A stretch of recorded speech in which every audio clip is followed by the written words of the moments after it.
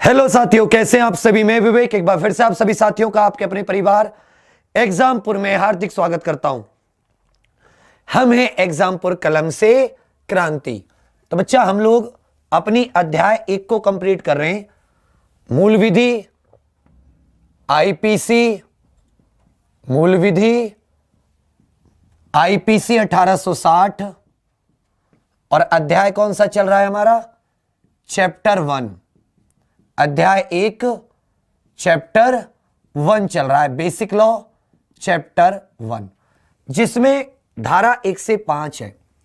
धारा 1 आईपीसी का नाम बताती है और साथ साथ वो कितने इलाके में कहां कहां तक वो प्रवर्तनीय, कहां कहां तक उसका प्रवर्तन होता है, इसके बारे में सूचना देती है। जो आईपीसी की धारा 2 है वो बताती है कि कोई भी नागरिक हो, कोई भी व्यक्ति एनी पर्सन, कोई भी व्यक्ति यदि भारत की सीमा में, भारत के क्षेत्र में अपराध करता है, किसमें? टेरिटरी ऑफ इंडिया में, तो उसे आईपीसी के तहत यदि उस अपराध का दंड है तो उसे दंडित किया जाएगा। फॉर एग्जाम्पल, यदि उसने अपराध आईपीसी से हटकर किया है तो उसे फिर किसी और कानून के द्वारा दंडित किया जाएगा। समझ रहे मेरी बात? यदि कि कोई भी व्यक्ति हो, एनी पर्सन, चाहे वो कहीं का हो, कोई भी व्यक्ति यदि भारत के क्षेत्र में, टेरिटरी ऑफ इंडिया में कोई ऐसा अपराध करता है, अपराध की चेष्टा, ओमिशन करता है, ऐसा कृत्य करता है कि जिसका दंड आईपीसी में निहित है, जिस अपराध के लिए आईपीसी द्वारा दंडित किया जा सकता है, तो वो बात किस में आती है? धारा 2 में आती है। धारा 2 में आती है। एनी पर्सन की बात हो रही है।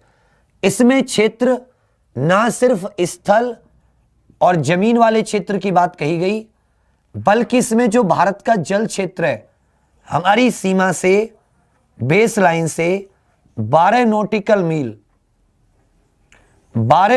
मील उस क्षेत्र में भी हमारे भारतीय कानून लागू होते हैं। रेक्स वर्सेस जो ईसोप केस था, उसमें ईसोप जो बगदाद का नागरिक था, उसने कहा भाई जो कार्य मैंने किया है, जिसके लिए मुझे आप दंड देना चाहते हो, यह मेरे देश में नहीं होता, या मेरे देश में उसे अपराध नहीं माना जाता। जबकि वो था किस पर? वो इंग्लिश शिप पर था, अंग्रेजों के शिप पे था। जब वो अंग्रेजों के शिप पे था तो जाहिर सी बात है, कोई भी जो शिप होता है वो उस देश की संपत्ति होती है। तो इस आधार पर वो उस देश में था, लंदन में था। तो देखो, अंग्रेजों के शिप पर एक व्यक्ति लंदन में था, बगदाद का, उसने एक अपराध किया। लंदन में क्या किया? उसने एक अपराध किया, तो उस अपराध का दोषी उसे ठहराया गया, उसे सजा मिली। ये कौन सा था? Rex versus Esop case. चलिए, यहां तक हो गया। आ जाते हैं धारा 3 पर।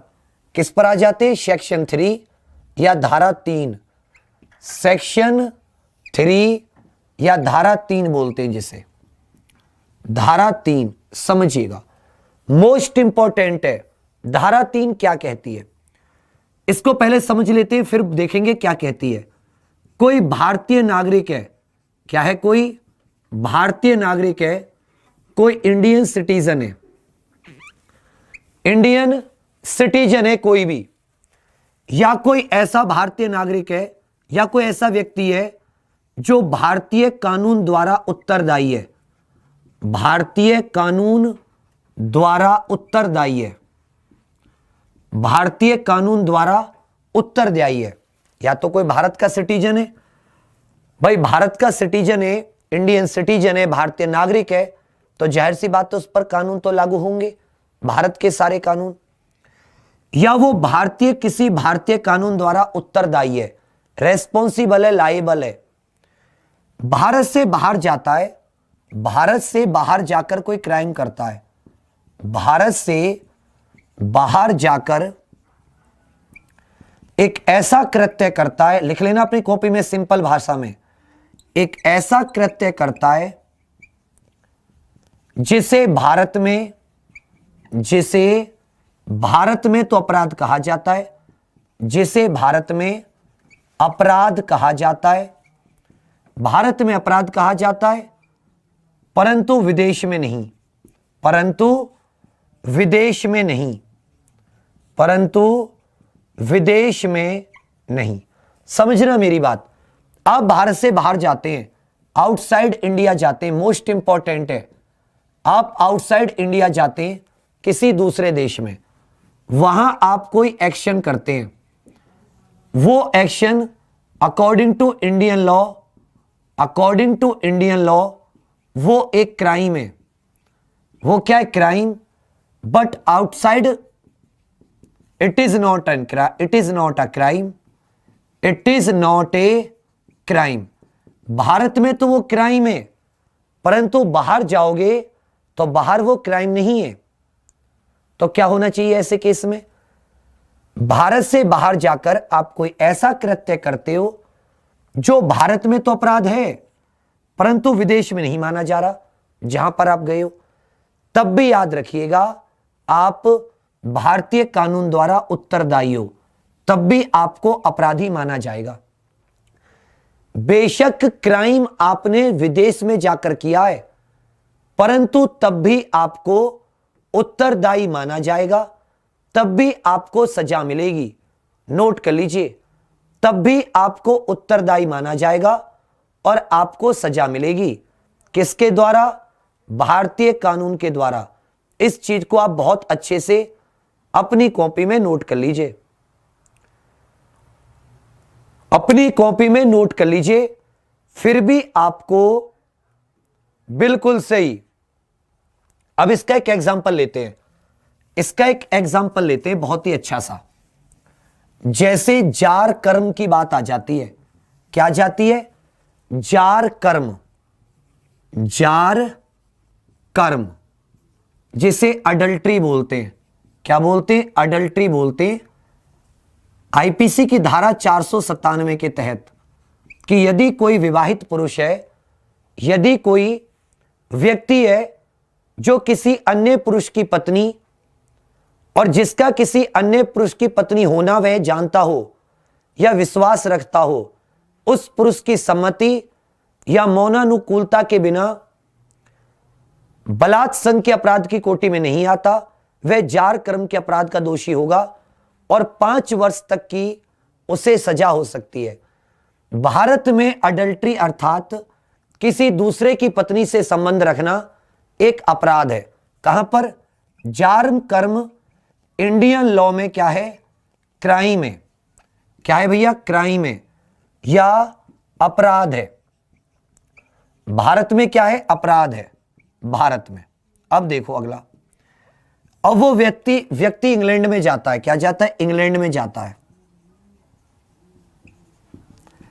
व्यक्ति इंग्लैंड में जाकर वो किसी दूसरे की पत्नी से संबंध रखता है और वो कौन है? भारतीय नागरिक है, भारतीय नागरिक है। और उसकी यदि शिकायत की जाती है उसकी पत्नी के द्वारा या उस जिस महिला के साथ उसने संबंध रखा है उसके पति के द्वारा शिकायत की जाती है, तो ये जो व्यक्ति है वो अपराध का दोषी है, अडल्ट्री का दोषी है। ये जो इंडियन सिटीजन है, इंडियन सिटीजन, ये यदि इंग्लैंड में जाकर अडल्ट्री करता है या जार कर्म करता है तो याद रखिएगा भैया कि इसे अपराधी माना जाएगा, अपराधी माना जाएगा। ये जो भारतीय नागरिक है, इंडियन सिटीजन है, ये क्राइम का दोषी माना जाएगा या इसे अपराधी माना जाएगा और इसे 5 वर्ष तक की सजा हो सकती है।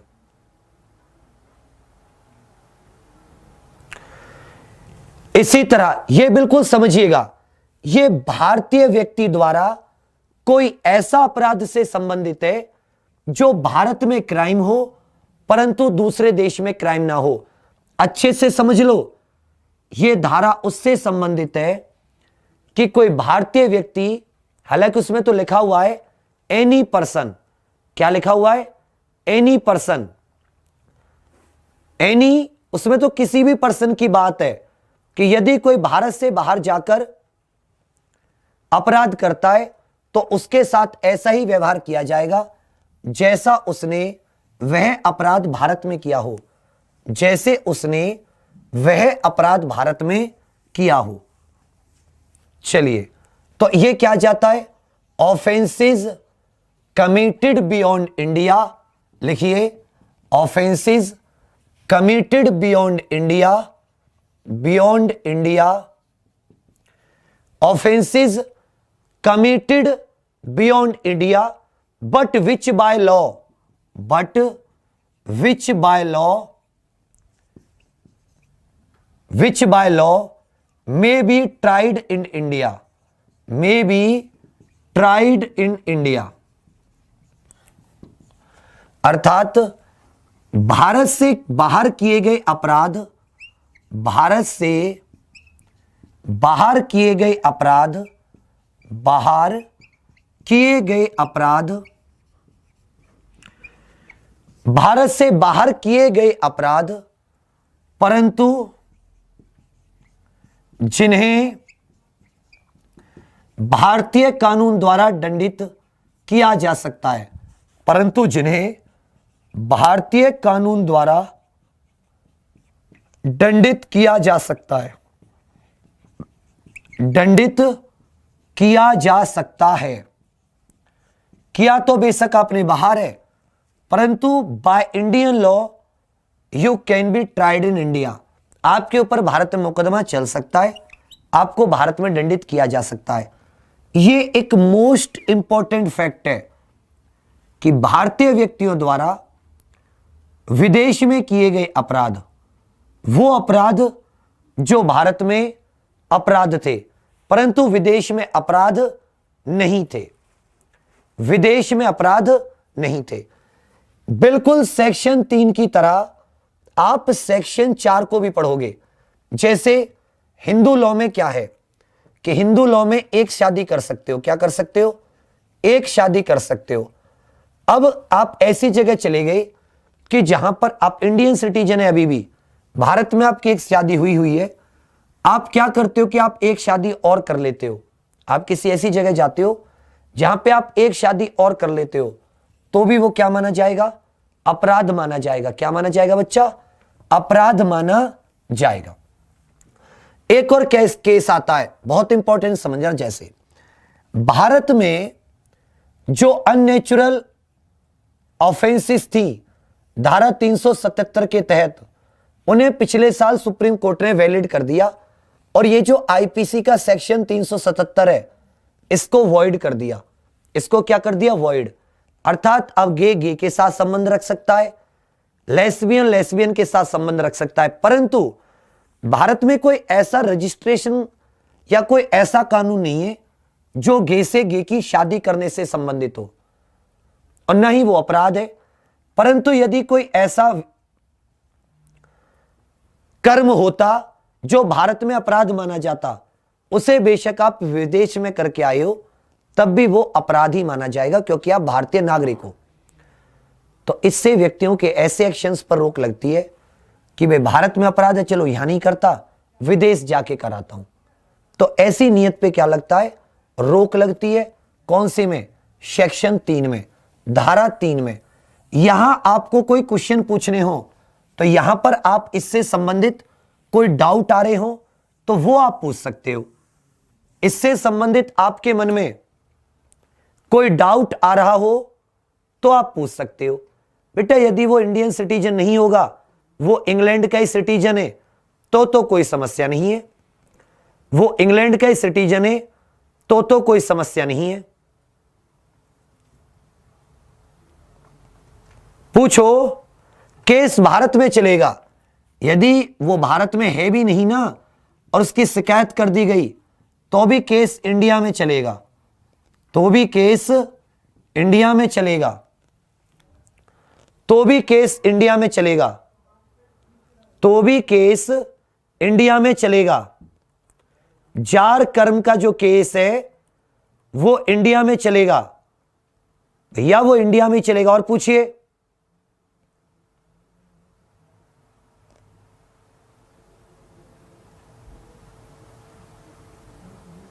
और बताइए।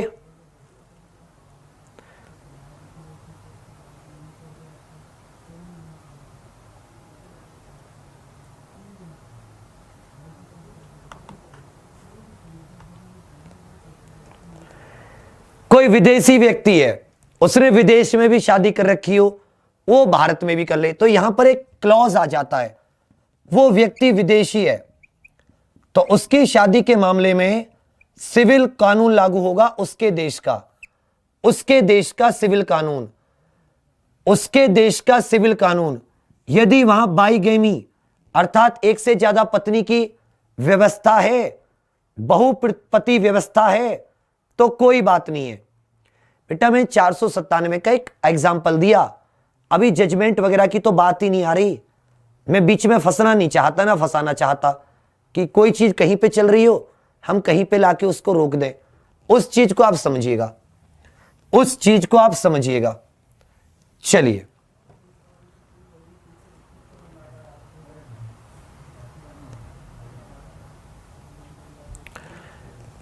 क्लियर है। अब आ जाता है सेक्शन 4। क्या जाता है? सेक्शन 4, धारा 4, धारा 4, धारा 4, धारा 4 एक्स्ट्रा टेरिटोरियल ऑफेंसेस के बारे में बताती है। Extra territorial offences, extra territorial offences. Extra territorial का मतलब है, एक्स्ट्रा टेरिटोरियल का मतलब है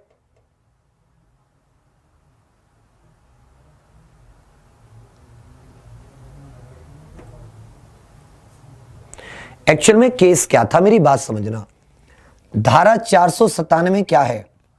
धारा 497 क्या है कि यदि जैसे कोई एक पति पत्नी है, एक क्या है, पति पत्नी है, ओके। अब पति का कोई, इसका कोई दोस्त है और वो इस पति की सहमति से या इस पत्नी के, इसकी पत्नी के साथ कोई संबंध रखता है, तो वो बलात्कार के केस में नहीं आता था, वो रेप के केस में नहीं आता था, वो अडल्ट्री के केस में आता था। किस में आता था? अडल्ट्री के केस में आता था। और अडल्ट्री करने पर क्या होता था? आपको जुर्माना, मतलब 5 साल की सजा और जुर्माना आदि होती थी। अब क्या है, अडल्ट्री एक क्रिमिनल ऑफेंस नहीं है, एक सिविल ऑफेंस है। पहले अपराध की श्रेणी में आता था, अब एक सिविल ऑफेंस है कि आप डाइवर्स आदि, तलाक आदि के लिए रीजन बता सकते हो, कारण बता सकते हो कि मेरा पार्टनर अडल्ट्री में व्यस्त है, मेरा पार्टनर अडल्ट्री में व्यस्त है, अडल्ट्री में व्यस्त है। यह 27 सितंबर 2018 को फैसला आया था 5 जजों की कॉन्स्टिट्यूशनल बेंच ने। अब यह क्रिमिनल ऑफेंस नहीं है, एक सिविल इश्यू है। आप इसके ऊपर डाइवर्स आदि फाइल कर सकते हो, डाइवर्स आदि फाइल कर सकते हो, आप इसके ऊपर डाइवर्स आदि फाइल कर सकते हो। ये बहुत ज्यादा अलग हो जाएगा, इसको अलग रखते हैं, अभी छोड़िए, इसको कर लेंगे एक दिन। 497 में भी कर लेंगे। तुम्हें पता है, मुझे पता है तुम लोग, कुछ लोग 497 में बड़े इंटरेस्टेड हो, तो उसको भी कर लेंगे। इतनी जल्दी इंटरेस्टेड मत बनो, थोड़ा भी धारा 1 2 3 4 कर लो, फिर कर लेना इसको भी खूब अच्छे से।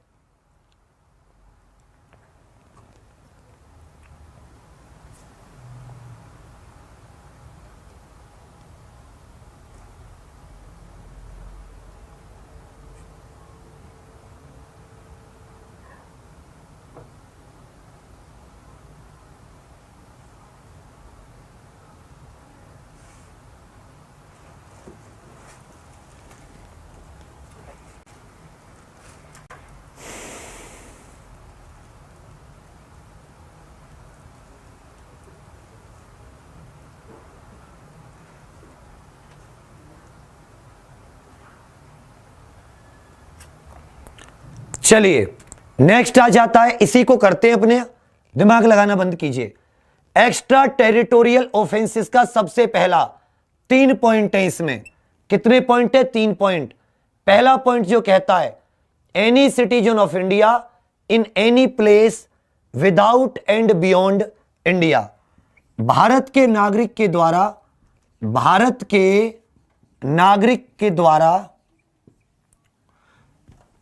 भारतीय नागरिक के द्वारा विदेशी धरती पर किए गए अपराध, विदेशी धरती पर किए गए अपराध, भारतीय नागरिक के द्वारा विदेशी धरती पर किए गए अपराध, विदेश में किए गए अपराध।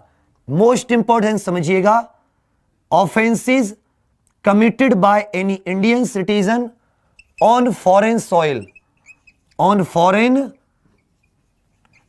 विदेशी धरती पर किए गए अपराध, भारतीय नागरिक। अब आप लोग फिर से, इसीलिए मैं उसको एग्जाम्पल नहीं ले रहा था। सेक्शन 3 और सेक्शन 4, यहां पर एक बात आ रही है, दोनों में अंतर क्या है? तो बच्चा सेक्शन 3 में उन अपराधों के लिए व्यक्ति अपराधी है जो बेशक किए आपने बाहर हैं, लेकिन वो इंडियन लॉ के अकॉर्डिंग अपराध है, इंडियन लॉ के अकॉर्डिंग अपराध है। और सेक्शन 4 कि आप भारतीय नागरिक हो, कहीं घूमने गए हो या कहीं पर रोजी रोटी कमाने गए हो, पढ़ने गए हो, वहां पे जाके आप कोई अपराध करते हो जो उस देश के कानून के अनुसार भी मतलब एक अपराध है, और हमारे देश के अनुसार भी क्या है, एक अपराध है। जैसे आप किसी देश में जाते हो, केन्या में चले जाते हो, और केन्या में क्या कर देते हो, आप मर्डर कर देते हो, और मर्डर करके कहां जाते हो, भारत आ जाते हो, तो आप पर भारत में भी मर्डर का मुकदमा चलेगा, यहां भी आप पर मर्डर का मुकदमा चल सकता है। 3 और 4 एक दूसरे पर ओवरलैप किए हुए हैं, 3 और 4 एक दूसरे पर ओवरलैप किए हुए हैं। बस एक छोटा सा पॉइंट है, क्या कह रखा है, कोई भारतीय नागरिक है, विदेशी धरती पर जाकर अपराध कराता है, विदेशी। एक बात है कि जो सेक्शन 3 था उसमें एनी पर्सन की बात कही जा रही थी, कोई भी व्यक्ति, कोई भी पर्सन, जबकि जो 4 है उसमें सिर्फ इंडियन सिटीजन की बात कही रखी है। किसकी बात कह रखी है? इंडियन सिटीजन की बात कह रखी है। भारतीय नागरिक के द्वारा विदेशी धरती पर किए गए अपराध, जैसे वो कहीं फॉरेन में गया और वहां उससे कोई मर्डर हो गया, वहां उससे कोई मर्डर हो गया, तो वो भारत में जहां भी मिलेगा उसे वहीं पर ट्राई और कन्विक्ट किया जा सकेगा, उसके ऊपर मुकदमा चलाकर उसे दोषी या निर्दोष ठहराया जा सकेगा।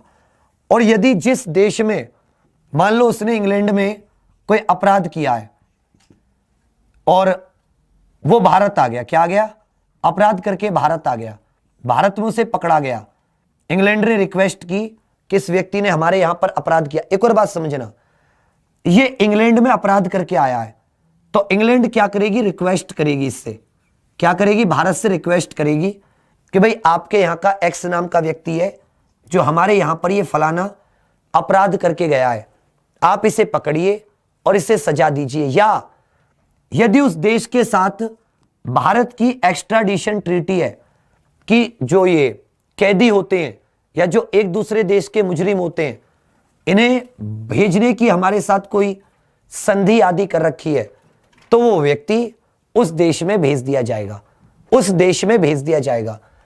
धारा 3 में भाई इंग्लैंड में तो वो अपराध है ही नहीं, इंग्लैंड में तो वो अपराध ही नहीं है, मान लेता हूं, तो इंग्लैंड क्यों रिक्वेस्ट करेगा? ये कभी रिक्वेस्ट नहीं करेगा कि ये व्यक्ति आपके यहां का आया था, आपके यहां पर चला गया, इस पर मुकदमा चलाओ। लेकिन धारा 4 में वो व्यक्ति देश में कुछ ऐसा अपराध करके आया है जो वहां भी अपराध था, तो भारत में वापस लौटने के बाद भी उसने किसी को नहीं बताया और ना ही उस देश वालों को पता चल पाया कौन करके गया है, वो भारत आ गया, कुछ दिनों बाद पता चला कि अपराध इसने किया है, उसको पकड़ा जा सकेगा और उस पर मुकदमा लग सकेगा। बस इतनी सी टेक्निकल पॉइंट है, छोटा सा टेक्निकल पॉइंट है जो धारा 3 और धारा 4 में क्या करता है, अंतर करता है। धारा 3 में कोई रिक्वेस्ट नहीं करेगा विदेश, धारा 4 में रिक्वेस्ट करेगा, क्योंकि उसे पता चल गया है इस व्यक्ति ने हमारे यहां पर अपराध किया है और अब ये भारत वापस पहुंच चुका है। कोई हमारा समझौता होगा कैदियों की अदला बदली का तो हम उसे भेज सकते हैं, नहीं होगा तो वो यहीं पर उसको सजा दी जाएगी उस अपराध की। और यदि कोई ऐसा अपराध है कि वो व्यक्ति विदेश में करके आया है और वो भारत में अपराध नहीं है, वो भारत में अपराध नहीं है, तो फिर मुश्किल फंस जाएगी।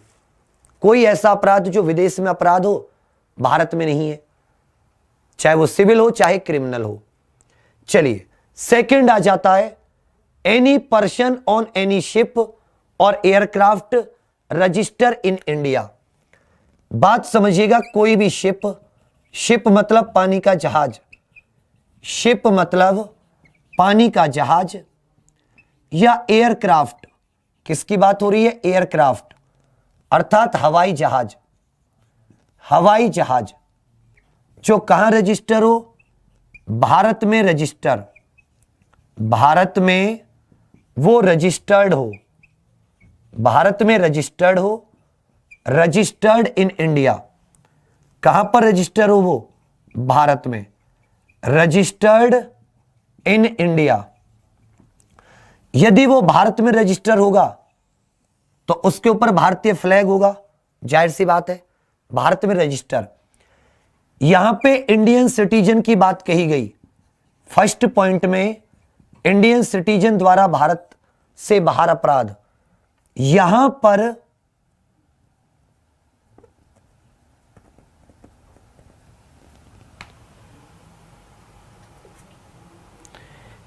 पर भारत में रजिस्टर किसी पानी के जहाज, पोत या एयरक्राफ्ट पर एनी पर्सन, कोई भी व्यक्ति, एनी पर्सन या कोई भी व्यक्ति के अपराध से संबंधित है, किसी भी व्यक्ति के अपराध से संबंधित है।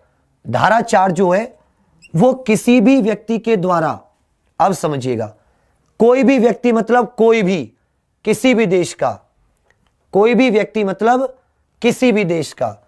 अब कहोगे सर ऐसा क्यों नहीं हो सकता कि कोई भी,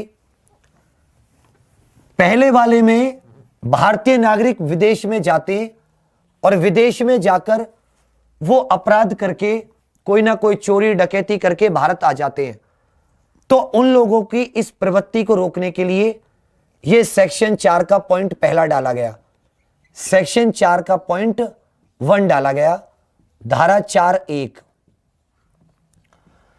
दो ऐसा है कि मान लेता हूं एक जहाज है, जैसे जहाज जवाला, कोई जवाला नाम का पानी का जहाज है, ये मुंबई में रजिस्टर है। कहां पे रजिस्टर है? मुंबई में रजिस्टर है। इस पर कुछ यात्री हैं, कुछ पर्यटक हैं। क्या है? कुछ मान लेता हूं पर्यटक है, टूरिस्ट हैं। क्या है? टूरिस्ट है।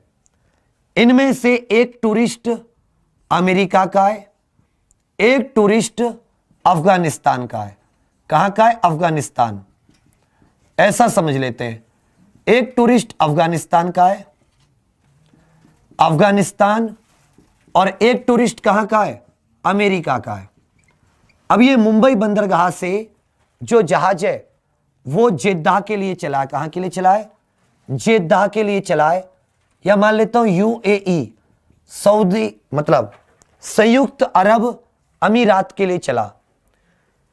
रास्ते में मान लेता हूं 12 नॉटिकल मील से आगे जाकर, अंतरराष्ट्रीय पानी में जाकर, अंतरराष्ट्रीय पानी में जाकर इन दोनों के बीच में लड़ाई हो जाती है, और जो अफगानिस्तानी है वो किसी अमेरिकी को चोट पहुंचा देता है, या उसका सर फोड़ देता है, या मान लेता हूं कोई अपराध कर देता है अमेरिकी के साथ, अफगानी व्यक्ति जो है। अब यहां पर केस क्या आता है समझिएगा, ये अमेरिकी व्यक्ति है। अब जब इनकी लड़ाई को छुटाने कोई भारतीय व्यक्ति आता है, क्या आता है? कोई भारतीय व्यक्ति, तो ये अफगानिस्तान वाला व्यक्ति इस पर भी हमला कर देता है। दो केस बता रहा हूं, समझना। पहला केस जो है, पहला केस अमेरिकी नागरिक पर हत्या क्या है। क्वेश्चन आता है क्राइम कहां हुआ है? क्राइम जवाला जहाज पर हुआ है। किस पर हुआ है? जवाला जहाज। जो कहां पे रजिस्टर है, मुंबई में रजिस्टर है। इसका मतलब यूनाइटेड नेशंस के नियम के अनुसार कि जो जहाज या हवाई जहाज जिस देश में रजिस्टर होता है, जिसका झंडा लगा होता है, उसी देश की संपत्ति होती है। क्या होती है? उसी देश की चलती फिरती संपत्ति होती है। कैसी फिरती होती है? चलती फिरती संपत्ति होती है, या कह सकते हो पानी में संपत्ति होती है। इसे आप क्या कह सकते हो कि ये पानी में संपत्ति है, भारत की ये पानी में संपत्ति है। आगे आ जाता है। स्थान क्या है? स्थान है रास्ता, कहीं पे अंतरराष्ट्रीय पानी। लेकिन संपत्ति जब भारत की है ये जहाज, तो जाहिर सी बात है ये भारत का क्षेत्र माना जाएगा।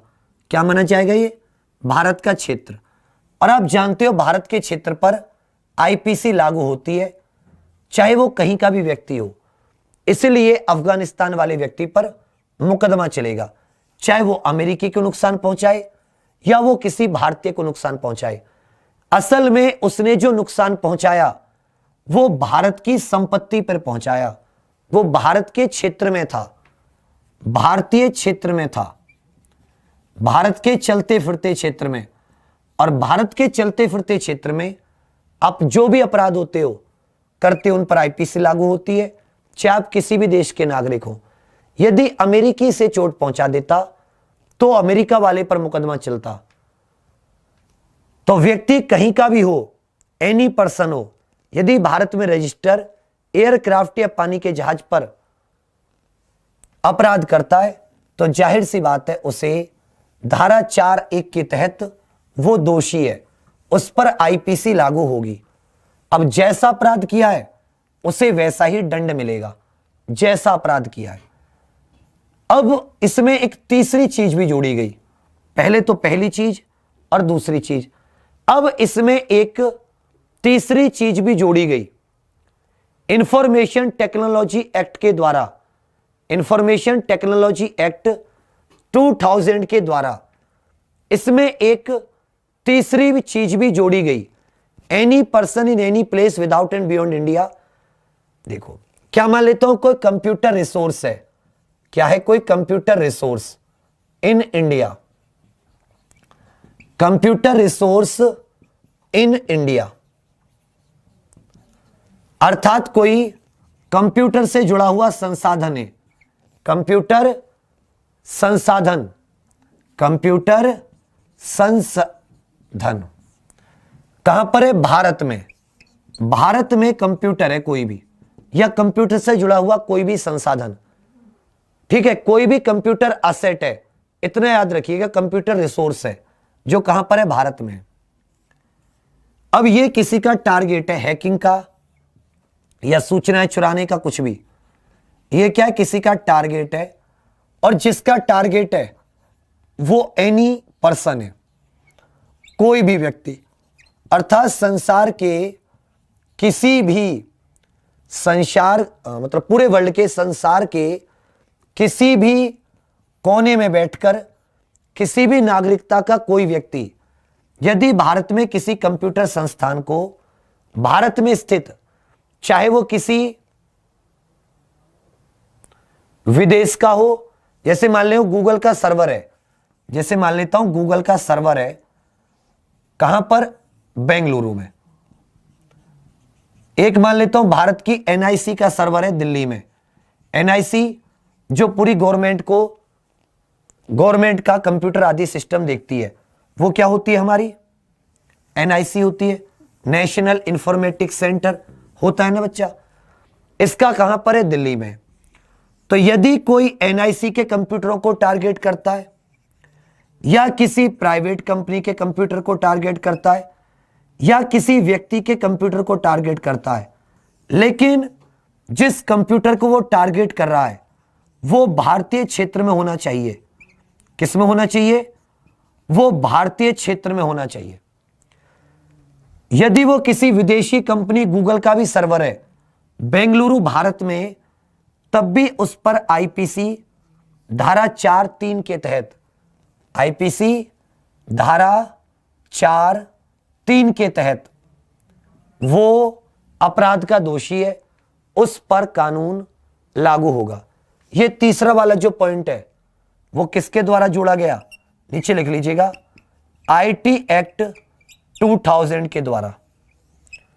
आईटी सूचना प्रौद्योगिकी इंफॉर्मेशन टेक्नोलॉजी अधिनियम 2000 के द्वारा। वो कंप्यूटर साधन किसी का भी हो सकता है, मेरा हो सकता है, तुम्हारा हो सकता है, किसी कंपनी का हो सकता है, किसी भारतीय कंपनी का हो सकता है, सरकारी हो सकता है, प्राइवेट हो सकता है, या किसी विदेशी कंपनी जो भारत में कार्य कर रही हो, कोई विदेशी बैंक जो भारत में हो, उसका कंप्यूटर हो सकता है।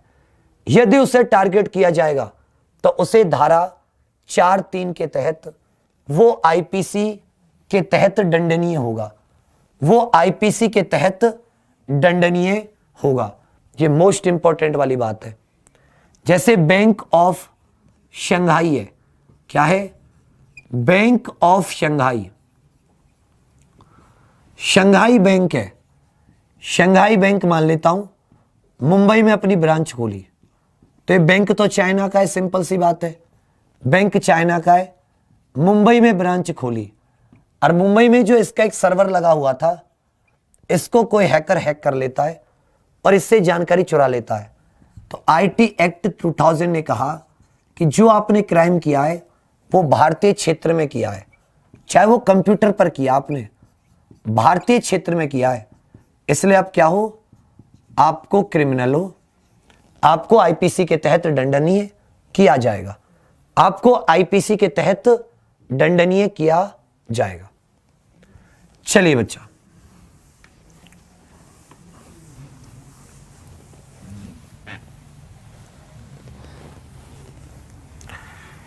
नेक्स्ट आ जाता है आपका धारा 5, certain laws not to be affected by this act. Section 5 कहता है, धारा 5, कि कुछ कानूनों पर इस संहिता का कोई प्रभाव नहीं पड़ेगा, कुछ कानूनों पर इस संहिता का कोई प्रभाव नहीं पड़ेगा, इस संहिता का कोई प्रभाव नहीं पड़ेगा, कोई प्रभाव नहीं पड़ेगा, नहीं पड़ेगा। Certain laws not to be affected by this act, लिख लीजिए, certain laws not to be affected by this act. कहा गया कि कुछ विशेष कानून जो हैं, कुछ विशेष कानून जो हैं, सर्टेन लॉज, जैसे army act, army act, army act में कोई म्यूटिनी करता है, क्या करता है, कोई म्यूटिनी करता है, कोई विद्रोह करता है, तो उसने आर्मी एक्ट के तहत उसे सजा मिलेगी। किसके तहत सजा मिलेगी, आर्मी एक्ट के तहत सजा मिलेगी। ठीक है, सजा मिलेगी किसके तहत, आर्मी एक्ट के तहत, ना कि आईपीसी के तहत।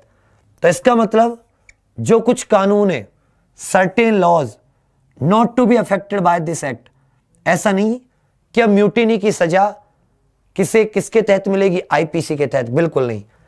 अगर आप सर्विस को छोड़ के जा रहे हो, आप सेलर, एयरमैन, सोल्जर्स या ऑफिसर्स हो, आप छोड़ के नौकरी भाग रहे हो, तो उस तरीके की जितनी भी सजाएं वो इस एक्ट के द्वारा प्रभावित नहीं की जाएंगी, इस एक्ट के द्वारा उन पर कोई भी प्रभाव नहीं पड़ेगा। यह किस में कही गई, धारा 5 में। स्पेशल एक्ट का मतलब है army, navy, air force act, army, navy और एयरफोर्स एक्ट। तो यह था बच्चा सेक्शन 5। क्या था सेक्शन 5, अध्याय 1 का हिस्सा है। किसका हिस्सा है, अध्याय 1 धारा 5, अध्याय 1 धारा 1 से 5 तक है। धारा क्या है, 1 से 5 एक टाइटल के बारे में बताती है, एक टाइटल के बारे में, दूसरी चीज, भारत के अंदर अपराधों का दंड, भारत के अंदर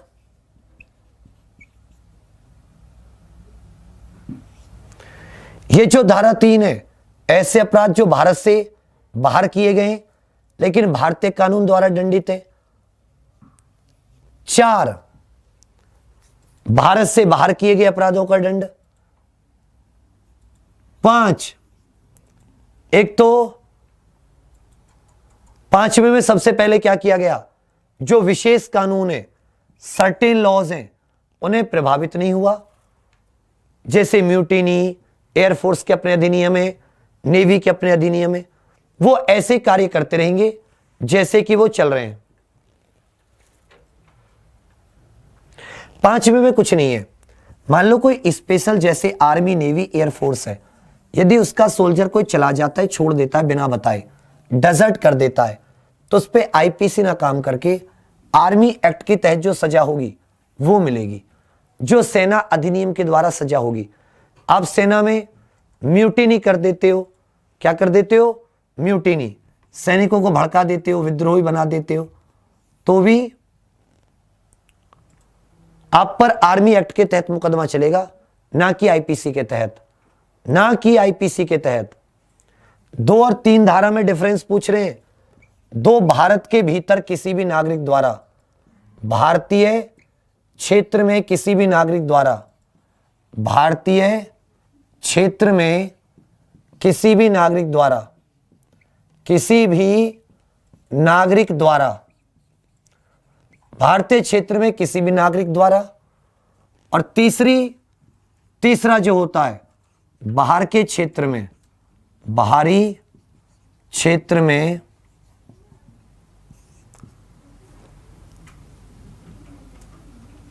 अब इसका एक एग्जांपल दूं, तीसरे का समझना।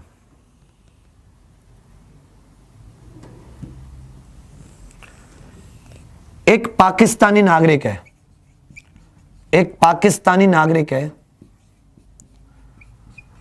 वो जो काबुल स्थित भारत का दूतावास है, काबुल भारत का दूतावास है, उस भारत के दूतावास पर काबुल में क्या करता है, वो हमला करना चाहता है, हमला करना चाहता है भारत सरकार पर, युद्ध छेड़ने के मकसद से, भारत सरकार को युद्ध छेड़ने के मकसद से। तो एक्चुअल में ये आईपीसी की जो धारा 121 है उसके तहत दोषी है, आईपीसी की धारा 121 के तहत। अब देखो ये कहां पर हुआ है कांड, भारतीय क्षेत्र से बाहर हुआ है। कहां पर हुआ है, अफगानिस्तान। कहां पर हुआ है, अफगानिस्तान। लेकिन ये किसकी साजिश बनाने से संबंधित है, काबुल में भारतीय दूतावास की। जो इंडियन दूतावास है, वहां पे इंडियन एम्बेसी है, उसको निशाना बनाने की बात है। अब आपको पता ही है हुआ कहां पर है, बाहर में, जो कि भारतीय दूतावास काबुल में हमला हो रहा है। लेकिन इस तरीके से भारत से युद्ध छेड़ना, भारत सरकार से युद्ध छेड़ना वो दंडनीय है, भारत सरकार से युद्ध छेड़ना दंडनीय है। तो धारा 3 कहती है कि उस पर आईपीसी लागू होगी, क्योंकि युद्ध छेड़ने से संबंधित जिक्र किसमें, 121 में।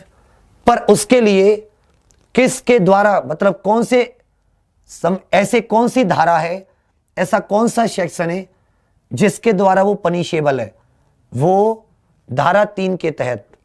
किसके तहत पनिशेबल है, धारा 3 के तहत। Punishment of offences committed beyond but which may by law may be tried with in India. क्योंकि वो भारत से युद्ध छेड़ना चाहता है, और कहां, बाहर से रहकर। तो युद्ध छेड़ना भारत सरकार से 121 में दिया हुआ है आईपीसी की धारा में।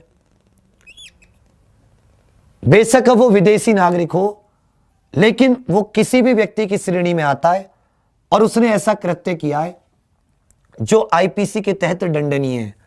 तो धारा 3 कहती है कि आईपीसी उस पर लागू होगी, आईपीसी से उसको ट्राई करो, कन्विक्ट करो और उसका आगे का जीवन देखो। क्लियर है।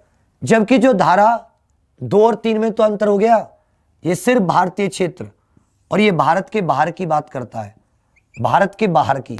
अगला क्वेश्चन, आर्मी पर्सन को एक खून माफ कैसे होगा? ये कोई बाबू जंगल राज है, अब खून करोगे सब सजा सबको मिलती है। 4 का सेकंड समझ नहीं आया, अभी बता रहा हूं बच्चा।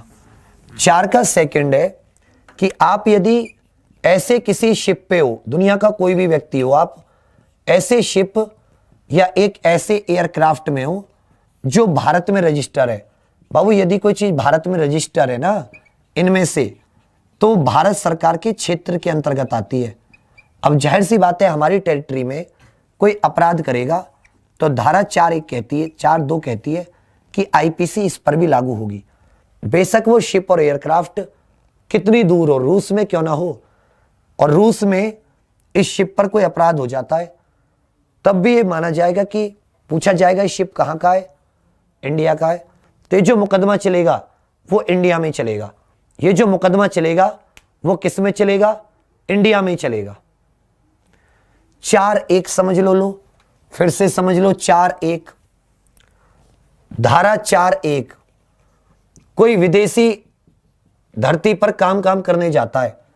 धारा 4(1) में भारतीय नागरिक की बात कही गई है, याद रखिएगा, भारतीय नागरिक। जब भी धारा 3 में किसी भी नागरिक की बात कही गई है, धारा 4 स्पेशल भारतीय नागरिकों के विदेश में किए गए अपराध की बात करती है, विदेश में किए गए अपराध की बात करती है। धारा 4(1) कि आप विदेश गए हो, आपको कोई अपराध करके आओगे तो आपको सजा मिलेगी, चाहे कुछ भी करके आओ। आप भारत में पकड़े जाते हो तो आपको सजा मिलेगी। जबकि धारा 3 कहती है, धारा 3 कि आप भारत से बाहर, दोनों भारत से बाहर हैं, परंतु इसमें भी क्या है, ये किसी भी व्यक्ति के लिए, किसी भी व्यक्ति के द्वारा किया गया कुछ भी, और ये सिर्फ भारतीय नागरिक पे लागू होती है। ये किस पे होती है? भाग। इसका पहला पार्ट। इसका जो दूसरा पार्ट है वो किसी पर भी लागू होता है। इसका जो तीसरा का वो भी किसी पर लागू होता है, सब पर, एनी पर लागू होता है, सभी पर।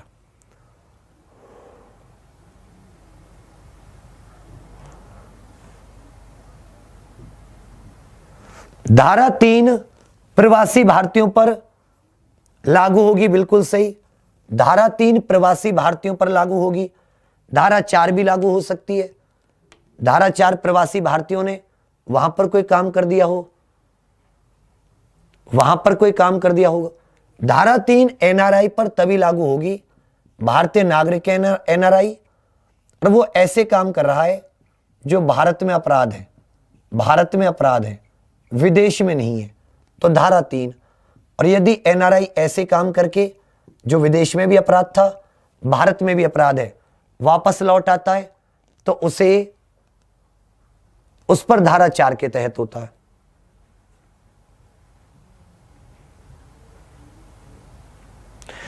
यदि कोई सिपाही छुट्टी पर है और वो अपराध कर दे तो केस आईपीसी का चलेगा, तो केस आईपीसी का चलेगा।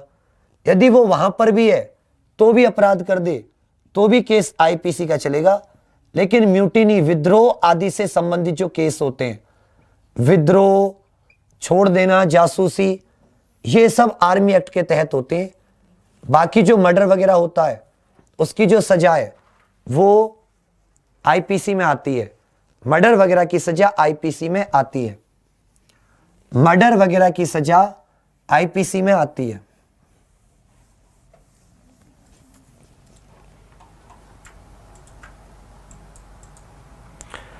एक बार और कर लेंगे, यदि आपको कोई दिक्कत हो तो एक बार फिर से पढ़ना। मैं तो कई बार कराने की कोशिश कर रहा हूं, लेकिन फिर से पढ़ना। चलिए अब मिलते हैं हिंदी वाली क्लास में, ठीक है बच्चा? तब तक आप लोग इनको एक एक दो बार और देखिए, एक एक मेरे पॉइंट को पकड़िए, और आप बहुत होशियार हैं मुझसे, एग्जाम्पल ढूंढिए अपने दिमाग से। आप 5-6 एग्जाम्पल लिख लो, जिसमें डाउट हो मैं अगली क्लास में बता दूंगा, ठीक है? इसको अच्छे से करके निकलेंगे। आप एग्जाम्पल दिमाग में लो, एनआरआई से संबंधित लो, किसी और देश के नागरिक से संबंधित लो, जहाज का एग्जाम्पल लो, पानी के जहाज का एग्जाम्पल लो। अब जैसे समझ लो एक एयर इंडिया का विमान है, एक एयर इंडिया का विमान है, वो आ रहा है और वो कहीं चाइना के ऊपर उड़ रहा है। कहां के ऊपर उड़ रहा है? चाइना के ऊपर, बीजिंग से आ रहा है वो। और उसमें कोई चाइनीज नागरिक है। क्या है? कोई चाइनीज नागरिक है। वो जोर से चिल्लाने लगे बॉम्ब बॉम्ब बॉम्ब। तो उसने पब्लिक की शांति भंग करना, डराने का अपराध किया है, थ्रेट का अपराध किया है। तो भारत में आकर ये धारा 4(2) के तहत दोषी है। 4(2) के तहत दोषी है क्योंकि इसने कोई ऐसा अपराध किया है, बेशक ये दूसरे देश का है, लेकिन एयर इंडिया भारत का जहाज था उड़ने वाला, ये भारतीय क्षेत्र था, ये भारतीय क्षेत्र था। तो चाइनीज पर भारत में आकर केस चलेगा। ठीक है बच्चा, चलिए फिर, थैंक यू। इसका एक्सप्लेनेशन बहुत अलग हो जाता है, क्रिमिनल लॉयर वगैरह भी बहुत मुश्किल से बता पाते हैं। चलिए फिर, thank you, all the best. मिलते हैं थोड़ी देर बाद हिंदी की क्लास में।